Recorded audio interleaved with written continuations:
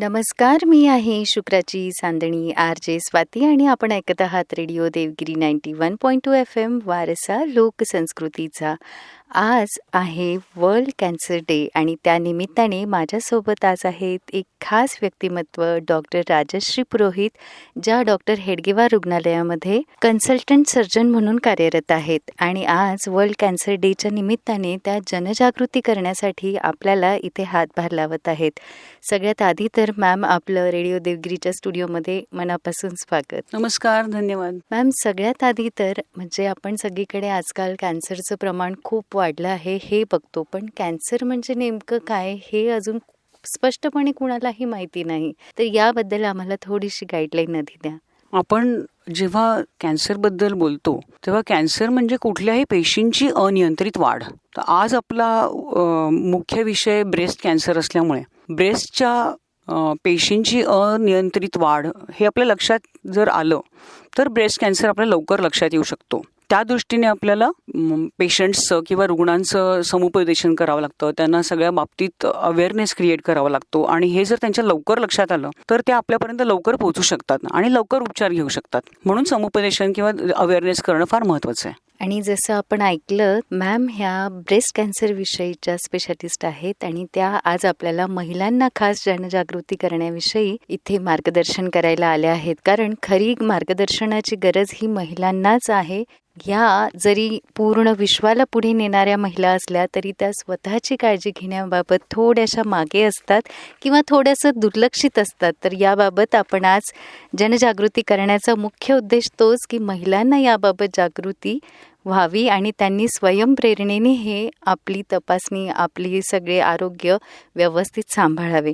तर मॅम, सगळ्यात आधी ह्याच्यामध्ये ब्रेस्ट कॅन्सरमध्ये होणारी ही जी अनियंत्रित वाढ आहे ही आपल्याला कशी लक्षात येते?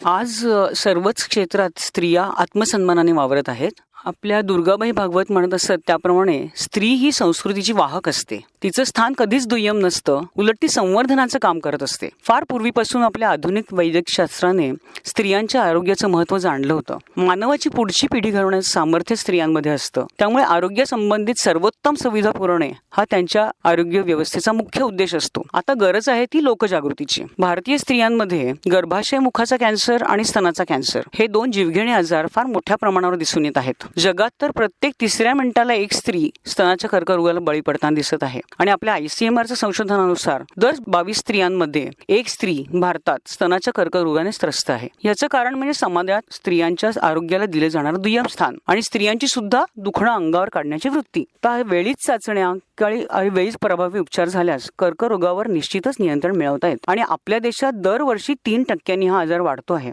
आणि दर 8 स्त्रियांमागे एक स्त्री असं प्रमाण होण्याची शक्यता वर्तवली जात आहे. आणि भारतात तर 40 ते 50 वयोगटातच हे प्रमाण दिसून येत आहे.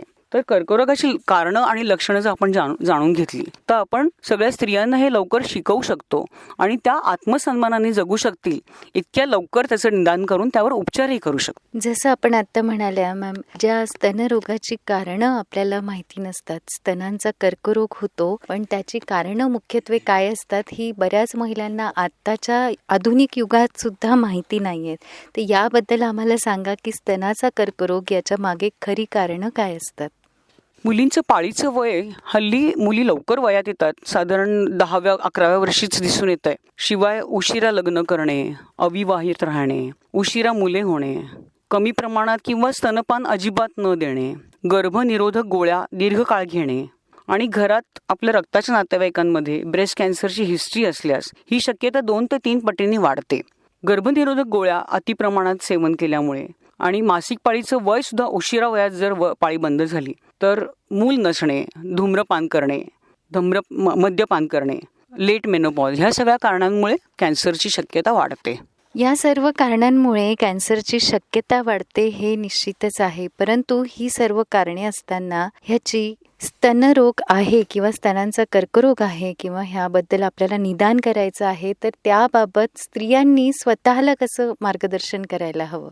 यासाठी मी हल्ली ब्रेस्ट कॅन्सरसाठी अवेअरनेस आणि सेल्फ एक्झामिनेशन असं प्रत्येकाला शिकवलंच पाहिजे. कारण आपण जर स्वतःच्या आरोग्याची काळजी लवकरात लवकर घेतली आणि आपण स्वतःला दर महिन्याला तपासलं, पाळीनंतर 4-5 दिवसानंतर स्वतःला तपासून पाहायचं, त्याची पद्धत आम्ही शिकवतो कसं तपासायचं ते. आणि त्यानंतर मग आपण डॉक्टरांकडून तपासणी करून ते कन्फर्म करून घेऊ शकतो काही आपल्याला अशी लक्षणं आढळून आली तर ती लक्षणं अशी आहेत की स्तनामध्ये एखादी गाठ जाणवली किंवा स्तनावर आलेली सूज जाणवली, स्तनाग्रावरील किंवा स्तनावरील त्वचा ओढली गेली आतमध्ये, स्तनाग्रातून काही स्त्राव येऊ लागला, स्तनामध्ये सतत दुखू लागलं आणि काखेत काही सूज आली, काही गाठ आली, तर ह्या सगळ्या लक्षणांवरून आपल्याला लक्षात येईल की हे आपण आधीच पाहून डॉक्टरांना दाखवून घ्यावं आणि मग पुढच्या तपासण्या जसं डॉक्टर सांगतील त्याप्रमाणे करून घ्याव्या. कारण स्त्रियांच्या बाबतीत स्तन हा एक असा भाग आहे ज्याबाबत त्यांना लज्जा सुद्धा असते आणि आपल्या घरात याबाबत चर्चा कशी करावी आणि आपल्याला काही त्रास वाटतोय ह्याबाबत सुद्धा बोलण्याविषयी त्या थोडंसं मागे पडतात किंवा कचरतात की नाही आपल्या घरामध्ये आपण हा विषय कसा काढणार. तर अशा वेळेस